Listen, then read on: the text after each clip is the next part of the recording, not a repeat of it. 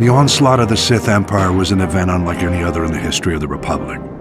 The Sith materialized from nowhere and launched an offensive of colossal proportions.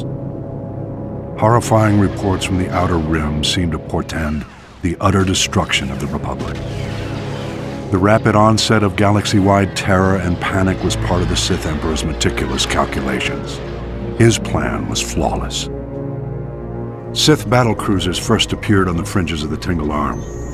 Unaware of the ship's origins, we dispatched a diplomatic convoy with a small starfighter escort. The Emperor wanted us to witness the full might of his forces before he attacked. The diplomats had just enough time to transmit images back. Then they were annihilated.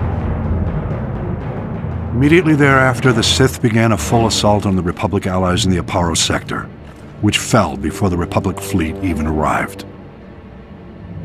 Then our allies turned on us.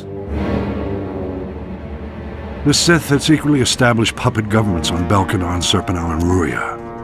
The Republic fleet suddenly found itself in enemy territory, fighting desperately on all sides. The Republic rallied every available ship to support the fleet, leaving only a handful of Jedi security ships to patrol Korriban. Regrettably, Korriban fell back into the enemy's hands without the Jedi Council even knowing about it. Overwhelmed and desperate, the Republic fleet scattered, fleeing from the Tingle Arm to avoid complete annihilation.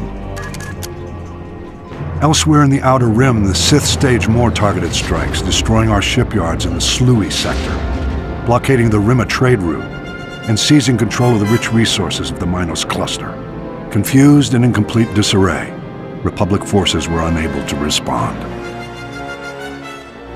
Republic leaders and members of the Jedi Council arranged an emergency meeting in the Senate to prioritize the galaxy's defense. But the session quickly became mired in politics. Irate senators stormed out in protest over decisions which left their representative sectors exposed to attack. Many of the Republic's diplomatic allies refused military support for the greater cause. It was every system for itself. This was perhaps the greatest genius of the Emperor's plot. He had turned the Republic against itself.